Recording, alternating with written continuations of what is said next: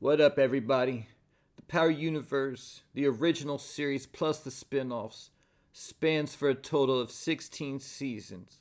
And after season 3 drops in November, we'll have a total of 17 seasons of shows from the Power Universe. And in the 16 seasons that are completed, there's been a lot of new characters added to the show throughout the years that have dirtied up the storyline in one way or another. And because of that, today I want to look at the best new Power character from every season of the Power Universe, OG Power, plus the spin-offs. Starting out with season 1 of OG Power when it all started and everybody was a new character at this point in time.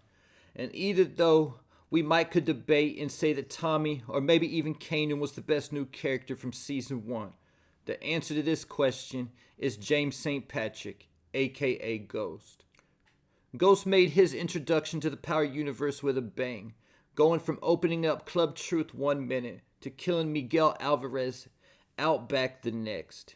And this was the internal struggle we saw with Ghost throughout the series, and even in season 1 wanting out the game, seeing Club Truth as more, only for at the end of season 1 for Truth to get shut down, and Ghost told Lobos that he'd be the biggest goddamn drug dealer in New York City.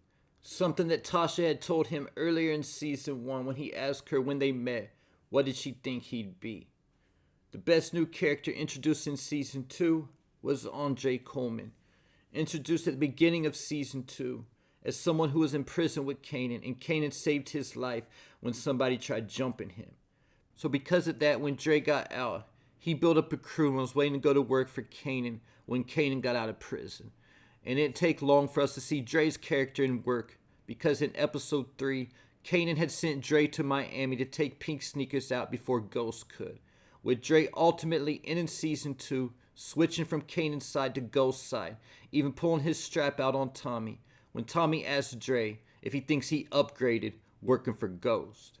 Season 3, there was a lot of strong characters introduced, Milon and Ray Ray to name a few. But the best new character added this season, in my opinion, was Jukebox. When it was revealed that Kanan was still alive at the beginning of season 3, he had managed to make it to Washington, D.C. after being rescued by his cousin Jukebox. Jukebox already had her own dirt going on in Washington, D.C. and was planning a jewelry store heist that Kanan ultimately got involved in. And at the end of season 3, it was Jukebox's idea for Kanan to take Tariq for ransom, when Kanan sent the picture to Tasha with his arm around Tariq. And either though Dre stopped their plan at that point, we ultimately saw this storyline play out in season 4 when they did take Tariq for ransom and Jukebox was ultimately killed by Kanan. Season 4 also had a lot of new characters added to the show, like Tony Teresi, Terry Silver, the Jimenez, and Jason Mitchell. But the best new character added this season was none other than Councilman Rashad Tate. Tate started out working with Ghost against Simon Stern with the agenda of having the Queen's Child Project in his district. Season 5 and 6 didn't have as many new characters added to the show who had a major impact on the storyline, other than Blanca Rodriguez. But the best new character of this season was a diamond in the rough, Tariq's roommate at Choate, Braden Weston. And the same type of thing goes for season 6. Either though Ramona was the character added who had the biggest impact on season 6 storyline, the best new character from season 6 was also someone else from Tariq's time at Choate, none other than Effie Morales. Effie went to work selling pills for Tariq only to betray him and get him expelled from Choate to get rid of her competition. Getting me to Power Book 2 Ghost. And like season 1 of Power, there was a whole lot of new characters added from the beginning of this spin-off, because either though some stories continued, a lot of stories and characters were brand new, like the Tejada family, Davis McLean, and the Stanfield staff. And either though this one's close between Monet, Kane, and Davis, I got to say that the best new character added this season was Monet Tejada. And either though this is debatable, at the end of the day, Book 2 was written for Mary J. Blige and the Monet character, not to mention the series concluded following her death, and Mary J was the highest paid actor in the entire Power franchise. And I know some might have questioned her acting skills, but there's no doubt that Mary J. Blige being added to Power Book 2 Ghost added a lot of juice to the show. But as the best new character of Power Book 2 Season 1 is definitely debatable, the best new character of Season 2 isn't. And that's none other than the global GOAT of snitching, none other than Dante Spears, aka Mecha. Mecha also started off with a bang in his first appearance on the show after leaving a club with Kanan and Lil Guap when they were approached by GTG members looking for revenge when Mecha took the gun from them and killed them in his first scene. Only for Mecha to be revealed as Monet's first love, Zeke's father, an international businessman, and a drug kingpin. And with all that said, to this day, Mecha still remains a mystery as we don't know all the details into his backstory. But Mecha was ultimately killed, setting the stage for the best new character of Season 3, and that was his fiancée / boss, Noma, who came on the scene looking for answers. Noma also had one of those kinds of introductions, with her first scene being at the auction where they were auctioning the blue diamond ring that the crew stole from Mecha in Season 2. Then tracking down the man who bought it and cutting the woman's hand off who he gave the ring to before having her goons execute them in Central Park. And in Season 4, the best new character added was undoubtedly Detective Don Carter, who was a straight menace and a thorn in everybody's side throughout the final season of Power Book 2 Ghost.